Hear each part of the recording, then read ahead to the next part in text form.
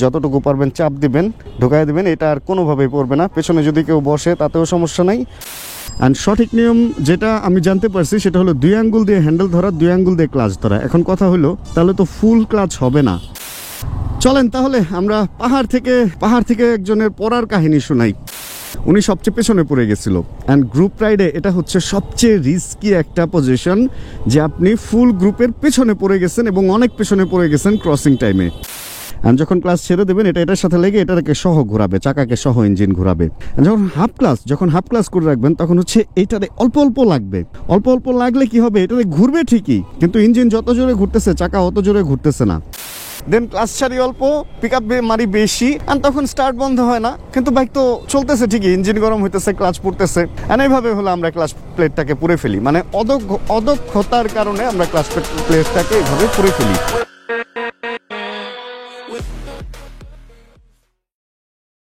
সময় হচ্ছে 5:10, বের হয়ে যেতেছি আজকে 60 ফিট থেকে। না দূরে কোথাও যাচ্ছি না, যাবো একটু বাসায়, কিন্তু তার আগে একটা ছোট্ট কাজ আছে এইখানে। কাজটা হচ্ছে আমি গত পরশু দিন হচ্ছে আমার যে ইলেকট্রিক কুকারটা বা চুলাটা ওইটা হচ্ছে ঠিক করতে দিছিলাম এখানে একটা দোকানে, কারণ অনেক জায়গায় ঠিকঠাক করার জন্য খুঁজছি। অ্যান্ড খোঁজার পরে একটা অদ্ভুত ইনফরমেশন পাইছি এক জায়গায়। আশপাশে এক ভাই ব্রাদারকে বলছিলাম যে এলাকার মধ্যে কি কেউ ঠিক করে কিনা।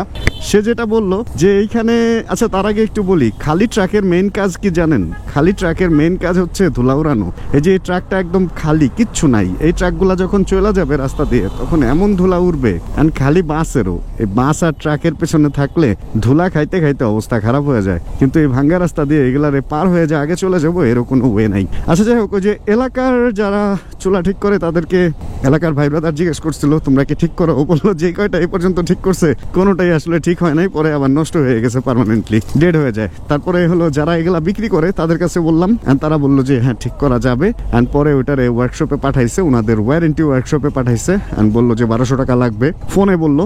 আর বার্গেটিং করি নাই, যে ঠিক হইলে তো ভালো। এখন কোনো গ্যারান্টি ওয়ারেন্টি দিবে নাকি আনার পরে একদিন পরে আবার নষ্ট হয়ে যাবে, এটাই তো বুঝতেছি না। আচ্ছা চলেন দেখি কি হয় না হয়, জানাবো নি আপনাদেরকে। ফার্স্টে হচ্ছে ওনাকে টাকাটা দিয়ে যাই, কারণ আমার জিনিসটা ঠিক হওয়াটা হচ্ছে খুবই জরুরি। বাইকটাকে কি রাস্তার মাঝখানেই রাখবো? থাক এখানে রাইখাই। চলেন আমরা এদিক থেকে আস্তে ধীরে টাকা দিয়ে ভেগে যাওয়ার চেষ্টা করি। এই দোকানে দিছিলাম, ক্যামেরাটা অফ করি, ওনার সাথে কথা বলি। ধুলা রে ভাই, ধুলা। আরেকবার শিখবেন এই যে এত বড় কিচেন টাওয়ালটা কিভাবে এখানে রাখছিলাম, এর আগে একটা ভিডিওতে দিছিলাম যে এত বড় একটা কাপড় যারা MT-15 চালান তারা কিভাবে রাখবেন। এইভাবে যে ঝাড়বেন, ঝাড়ার পরে তো কাপড়টা রাখতেও হবে, কারণ এই ধরনের এই ধুলাওয়ালা সিজনে ধুলাওয়ালা এলাকায় আমরা যারা থাকি আমাদের জন্য তো সমস্যা। এই যে একটা ভাঁজ দিলাম, এই যে 2টা ভাঁজ দিলাম, এতটুকু হয়ে গেল। দেন এই যে এরকম করলাম, ভেজা থাকলে আরো ভালো হয়। দেন হচ্ছে এই মোটা সাইডটা এটার ভিতরে দিলাম, অ্যান্ড তারপরে এইভাবে দিয়ে যতটুকু পারবেন চাপ দিবেন, ঢুকাই দিবেন, এটা আর কোনোভাবেই পড়বে না। পেছনে যদি কেউ বসে তাতেও সমস্যা নেই, পেছনে কেউ না বসলেও সমস্যা নেই, এটা পড়বে না। এটা হলো মেন কথা, কারণ আমি এইভাবে 2-3 মাস ধরে চালাইতেছি অ্যান্ড কোনো রকম কোনো ঝামেলা হয় নাই। এরপরে একদিন আপনাদেরকে বাসায় বাইক ওয়াশ করলে কিভাবে করবেন ইজি প্রসেস দেখায় দিব না। চলেন তাহলে এবার আমরা এখান থেকে বের হয়ে যাই। আর মাকে ফোন দিছিলাম, মাকে ফোন দেওয়ার পরে আমি 2:30টার দিকে বলছি যে মা তুমি কি করো? বলতেছে যে একজন আসছে রান্না করতেছে, মানে মারকে একটা মানুষ রেখে দিছি যে হলো রান্না বান্না করে দেয়। 2টা মানুষ রেখে দিছি, সত্যি কথা যেটা, কারণ ওনার এখন দরকার। একজন হচ্ছে রান্না বান্না করে দেয়, একজন হচ্ছে বাসার অন্যান্য কাজ এগুলা করে। আর এই অবস্থায় উনি আমাকে ওই যে যখন ফোন দিছি তখন বলতেছিলাম যে আমি তাহলে আসতেছি আর কি আজকে। বলতেছে হ্যাঁ রান্না বান্না তো হইতেছে। আমি বলে আচ্ছা আসে তাহলে খাবো। এখন খাবো বলে আমি বাসায় একটু রেস্ট নিতে যাই, হালকা একটু ঘুমায় গেছি, এরকম একটা ঘটনা ঘটছে। আর তখন আবার আমাকে 4:30টার দিকে ফোন দিছে আমার আপু। বলতেছে মা তো টেনশন করতেছে তুমি কই আসতেছো না কেন এখন? বলতেছে আপু আমি আসতেছি, আমি একটু রেস্ট নিতে যাই, লেট হয়ে গেছে, একটু ঘুমায় গেছিলাম, তাহলে এই যে বের হইতেছি। এখন যেহেতু বলে ফেলছি বাসায় বের হইতেছি, এখন আবার তাড়াতাড়ি না গেলে আবার টেনশন করবে, ভাববে যেহেতু বাইক চালাই একটু ভয় তো পাবেই, স্বাভাবিক তাই না, যে হয়তো রাস্তায় কোনো ঝামেলা হইলো বা কিছু। বাইক না শুধু গাড়ি বাইক যাই বলেন, বা যারা এমনিতে চলাফেরা করে তারাও তো রাস্তায় কোনো না কোনো যানবাহনে চলাফেরা করে। প্রত্যেকটা বাসায় প্রত্যেকটা গার্জেন এরকম দেরি হলে টেনশন করবে, এটাই স্বাভাবিক। যাক চুলার জন্য হচ্ছে 1200 টাকায় দিয়ে দিচ্ছি। বলতেছিল যে আরো বেশি দেওয়া লাগে। আমি বলে আচ্ছা বেশি দেওয়া লাগলে দিব। আর বললো যে অরিজিনাল পার্টস লাগাইছে, আশা রাখা যায় যে এটা অনেক দিন পর্যন্ত চলবে। দেখা যাক, আমি চোরাটা নেই নাই, এটা নিব হচ্ছে আজকে, যেহেতু মনে হয় না আমি আর ফিরতে পারবো এদিকে। যদি ফিরতে পারি আজকে রিসিভ করবো, আজকে ফিরবো না, আজকে মার সাথে উত্তরাতেই থাকবো এরকমটা ইচ্ছা আছে।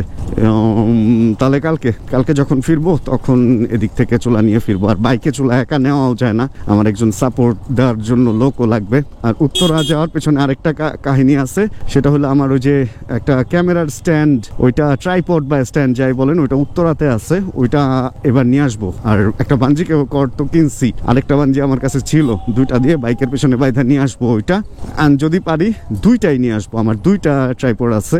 একটা হচ্ছে আমি ক্যামেরার জন্য ইউজ করি, আরেকটা হচ্ছে লাইটের জন্য ইউজ করি, কারণ লাইট সোর্স যদি ভালো না হয় তাহলে ভিডিও কখনোই ভালো হওয়া সম্ভব না। এই হলো অবস্থা।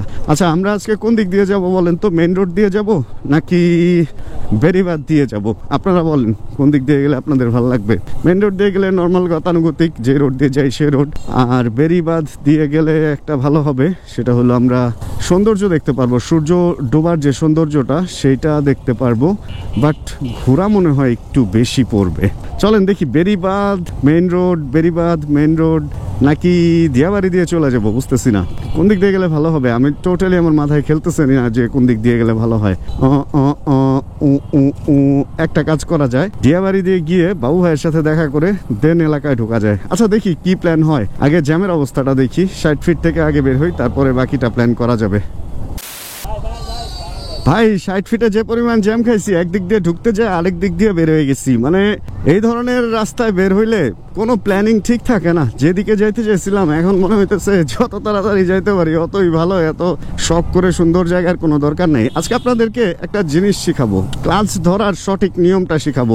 নর্মালি আমি কিভাবে ক্লাচ ধরি এটাও শিখাবো, অ্যান্ড ক্লাচ আসলে কিভাবে ধরা উচিত, বিভিন্ন বড় বড় যারা বাইকার তাদের কাছ থেকে যেটা আর কি ইন্টারন্যাশনালি যেটা শিখছি ওইটা আপনাদেরকে শিখাই। নর্মালি আমি ক্লাচ ধরি হচ্ছে, দেখেন দেখা যায় ক্লিয়ার, হ্যাঁ যায় মনে হয়, এই তো 4 আঙ্গুল দিয়ে বেশি ধরি এভাবে।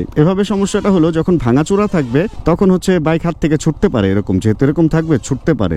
আর আরেকটা টেকনিক, আরেকটা ধরি হচ্ছে বেশি যদি ভাঙাচোরা থাকে তাহলে 1 আঙ্গুল দিয়ে আমি এইভাবে হচ্ছে হ্যান্ডেল ধরি, আর 3 আঙ্গুল দিয়ে ক্লাচ করি এইভাবে। আর সঠিক নিয়ম যেটা আমি জানতে পারছি সেটা হলো 2 আঙ্গুল দিয়ে হ্যান্ডেল ধরা, 2 আঙ্গুল দিয়ে ক্লাচ ধরা। এখন কথা হলো তাহলে তো ফুল ক্লাচ হবে না। এখন ফুল ক্লাচ কি জিনিস সেটা আপনাদেরকে আগে জানতে হবে। ফুল ক্লাচ হচ্ছে, ক্লাচটা দেখেন এই যে এতটুকু ফ্রি প্লে, অ্যান্ড এখান থেকে ধরে, অ্যান্ড এখান থেকে এসে এতটুকু যদি ছাড়েন বাইক কিন্তু চলবে না, এইটুকু হচ্ছে ক্লাচ। অ্যান্ড এখান থেকে এইটুকু যদি টানেন তাহলেই ফুল ক্লাচ, মানে এইটুক তেমন কোনো কাজের না, এটার অ্যাডজাস্টমেন্ট করে নিতে হবে। অ্যান্ড এতটুকু ফুল ক্লাচ করার জন্য 2টা আঙ্গুল ভিতরে এভাবে রাখাই যায়, এতে ভাঙাচোরায় আপনার হাত থেকে হ্যান্ডেলও ছুটবে না এবং ক্লাচও আপনি ফুল করতে পারবেন। এটা হলো সঠিক নিয়ম। বাট আমিও প্র্যাকটিস করতেছি, আমারও হয়ে ওঠে নাই, 1 আঙ্গুল রাখতে পারতেছি, বাট 2 আঙ্গুল এখনো ওই চলা যায় আর কি। মেন রোডে ঠিক আছে, আর ভাঙ্গাচোরা রোডে আসলে যে যেভাবে পারেন ওইভাবেই ক্লাচ করেন, যেটাতে যে কমফোর্টেবল। কারণ কি হঠাৎ করে ভাঙাচোরা রাস্তা বা হঠাৎ করে একটা রিস্কি রোডের মধ্যে গিয়ে এগুলা প্র্যাকটিস করতে যায় একটা অ্যাক্সিডেন্ট বাধাইতে পারেন। এগুলা তখনই প্র্যাকটিস করবেন যখন হচ্ছে একদম খোলা রাস্তায় আপনি চলতেছেন, তখন করে করে করে করে এটার সাথে অভ্যস্ত হয়ে যাবেন। হঠাৎ করে এগুলা করতে যায় না, মানে একদম শিখেই সাথে সাথে করতে যায় না। এরকম করতে যায় পাহাড় থেকে একজন পড়ছিল, দাঁড়ান বলতেছি ওই কাহিনী একটু পর। চলেন তাহলে আমরা পাহাড় থেকে, আহারে ওর 2টা চাকাই লিক হয়ে গেছে, পাহাড় থেকে একজনের পড়ার কাহিনী শোনাই। আমরা গেছি হচ্ছে ফার্স্টে কুমিল্লা যাইতেছিলাম, আর আমাদের এক ভাই, মানে আমি যখন কুমিল্লা ওদের সাথে অ্যাড হয়েছি তখন আমাদের এক ভাই, উনি আসলে একটু নতুন রাইডার ছিল, ওইটাই বাইক নিয়ে ওনার প্রথম সফর ছিল, অ্যান্ড ওই গ্রুপের সাথে ওটাই আমার প্রথম সফর ছিল, এই জন্য এটা আমি জানতাম না।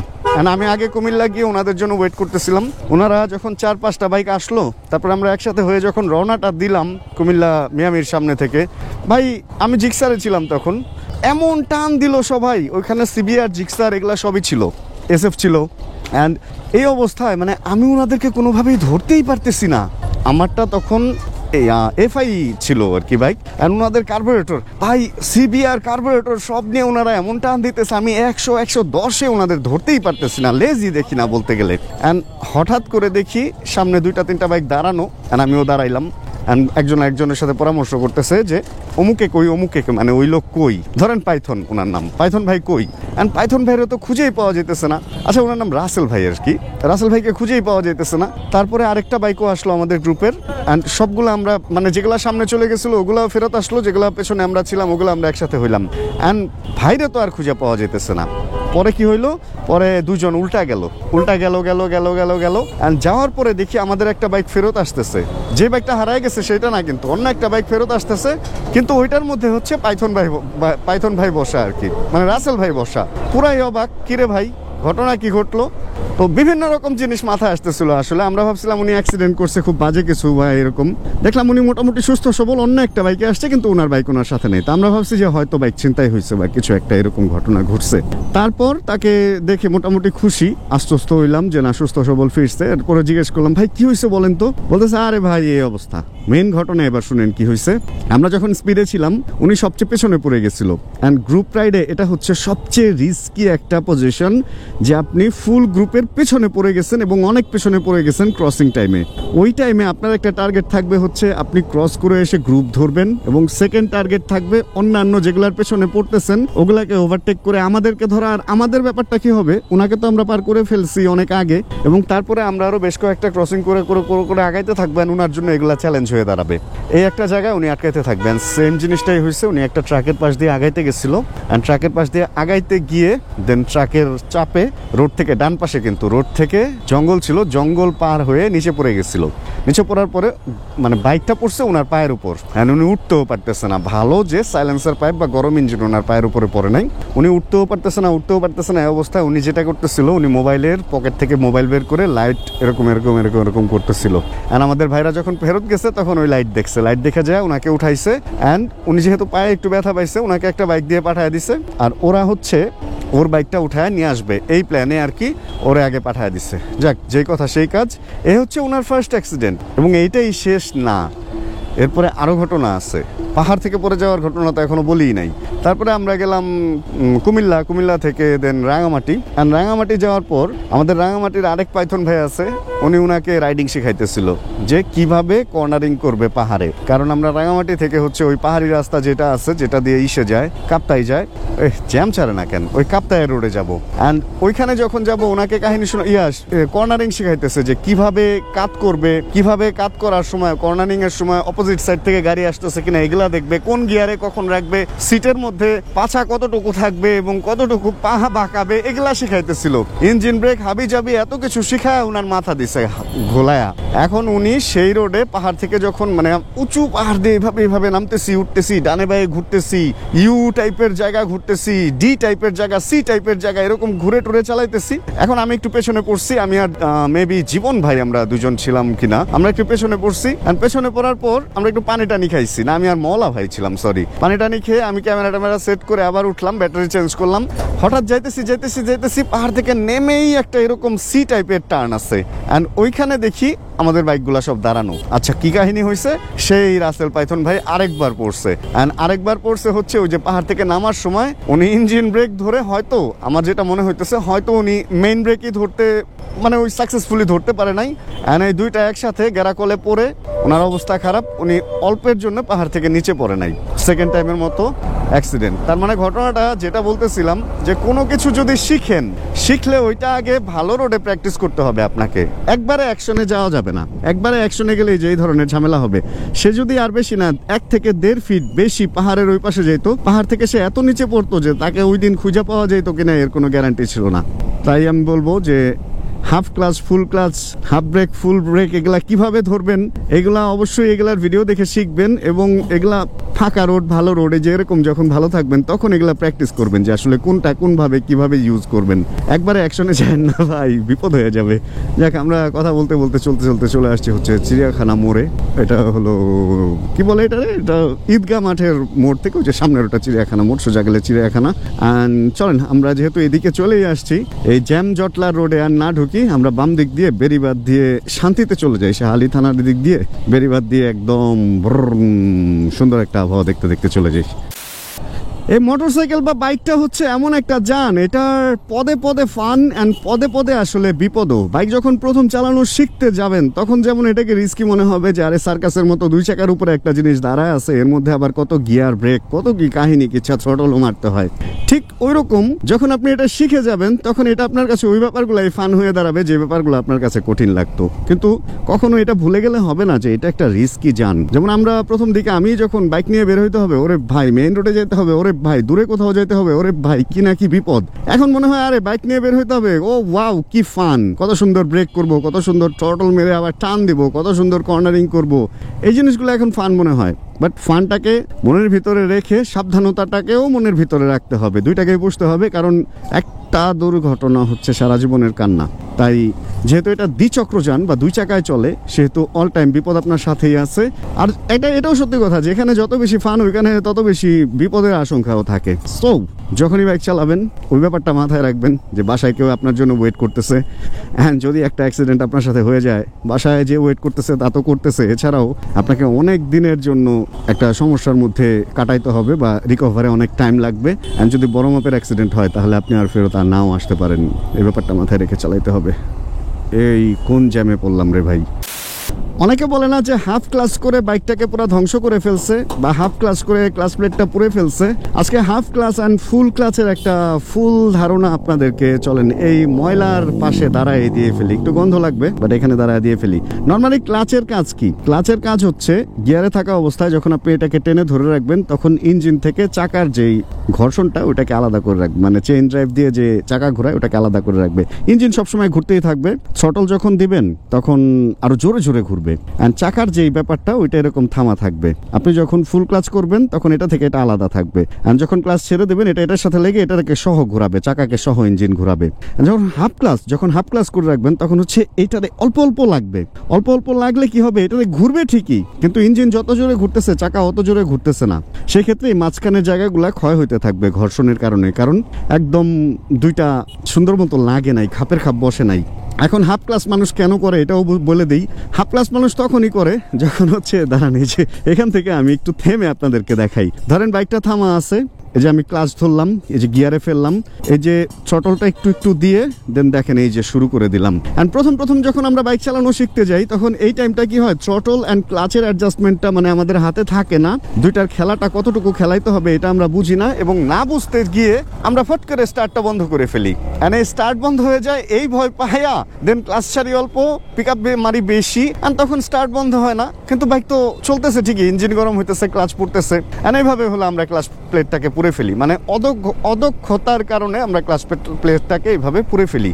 তাই এই ব্যাপারগুলো একটু জানতে হবে, বুঝতে হবে, অ্যান্ড বাইকটাকে যত্ন করে চালাইতে হবে। যাক, দেখতে দেখতে আমরা চলে আসছি বেড়িবাঁধে। একটা ফোন আসছিল, ফোনটা ধরার জন্য এই রাস্তার বাইরে নেমে গেছিলাম, আর নেমে দেখি বালু। আর নতুন যারা বাইক চালায় তাদের জন্য এই বালুটা বেশ আতঙ্ক। আমার একটা ছোট্ট এক্সপিরিয়েন্স, আজকে এক্সপিরিয়েন্স অনেক শেয়ার করতেছি, ছোট্ট এক্সপিরিয়েন্স শেয়ার করি। বাইক চালাইতে পারতাম কিন্তু নিজের বাইক ছিল না, কারো বাইক পাইলেই দিতাম টান। আর ওই টাইমটা ছোট ছিলাম, স্কুল লাইফের কথা মেবি। তখন হচ্ছে কিছু ইস্টে পাকা বন্ধু বান্ধব থাকে না, যাদের এলাকার সিনিয়রদের সাথে ভালো সম্পর্ক থাকে, সিনিয়রদের সবকিছু তারা ইউজ করতে পারে।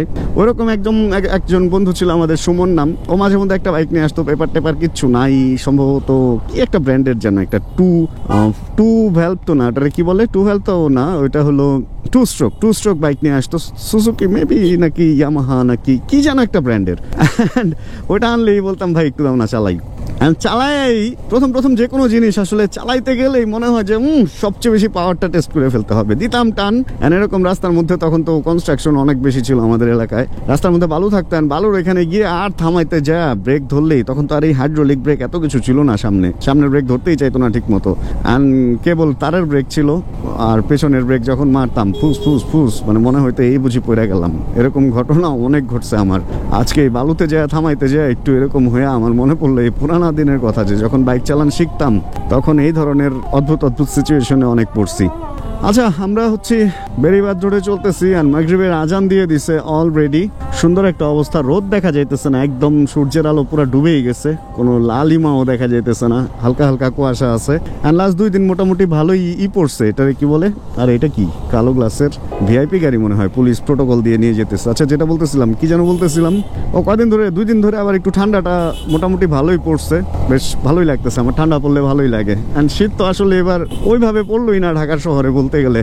আর শীত দেখতে হলে ঢাকার বাইরে একটু যাওয়া লাগবে, ইনশাআল্লাহ খুব তাড়াতাড়ি আমরা ঢাকার বাইরে যাব। অ্যান্ড এই তো আর কি বলবো, আসলে আপনাদেরকে এই কথা বলতে বলতে এখন নিজের কাছে নিজেরই লজ্জা লাগে যে এই এক প্রত্যাশা, আশা, ভরসা এগুলা দিতেছি, কিন্তু কথা দিয়ে কথা রাখিনি, মিথ্যেবাদী আমি নিজেই। কথা দিয়ে আমি কথা কোনোভাবেই রাখতে পারতেছি না, ব্যাপারটা আমার নিজের কাছে নিজের খুব মানে অপরাধী লাগে। আচ্ছা চলেন, এদিক দিয়ে যেহেতু ঢুকছি আমরা উত্তরা ঢুকি। আর উত্তরা ঢুকে সন্ধ্যা তো হয়েই গেছে, বাসায় মাও ওয়েট করতেছে, জানি না বাবু ভাইয়ের সাথে দেখা করতে পারবো কিনা। যদি দেখা করি তাহলে ফুটেজ দিয়ে দিব না, আর যদি দেখা না করি তাহলে তার ফুটেজ থাকবে না।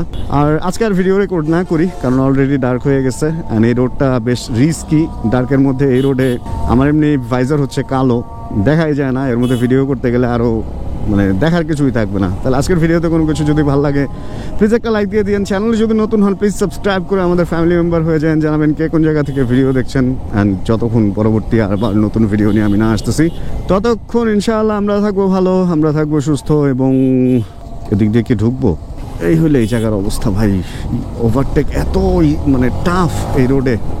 আর ইনশাআল্লাহ আমরা সবাই করতে থাকবো চিল bro. Check the mic and make sure it sound right, boy.